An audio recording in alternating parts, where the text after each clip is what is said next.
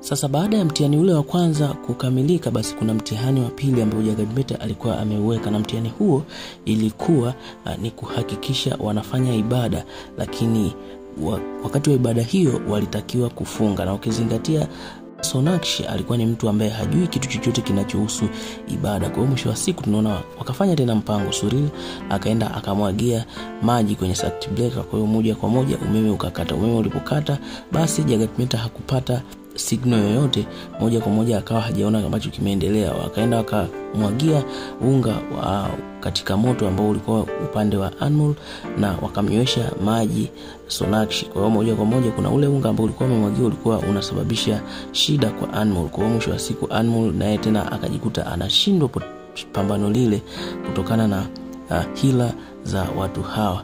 Lakini kwa upande wa Tatawal tunaona anaendelea kumkataa Anmol, na anasema yeye hamtaki kabisa mtu anayeitwa Anmol.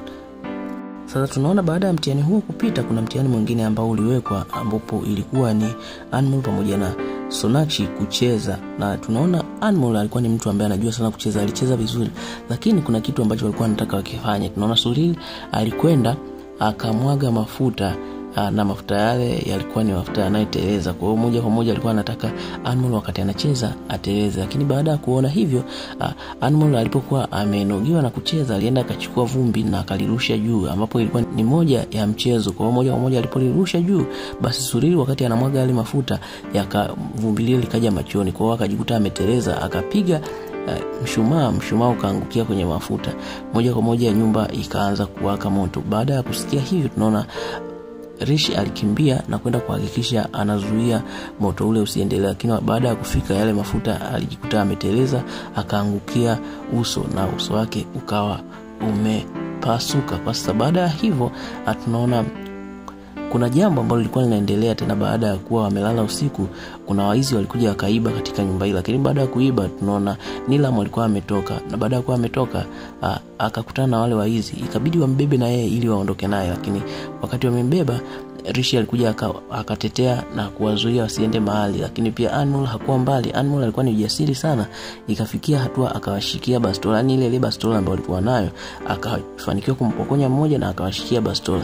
Lakini mwisho wa siku, wakati jambo hilo linaendelea, Sonakshi alikuwa wala haelewi kuhusu Rishi, kwa sababu Sonakshi hampendi Rishi. Sasa tunaona baada ya tukio hilo, pia Jagameeta alikuja, na baada ya kuja akasema jambo linaloendelea sio zuri kiukweli. Na tunaona Rishi alikuwa msimamo wake ni kwamba anasema hamtaki Anmol. Basi tunaona Jagameeta alimwambia, leo ni kweli ninakuacha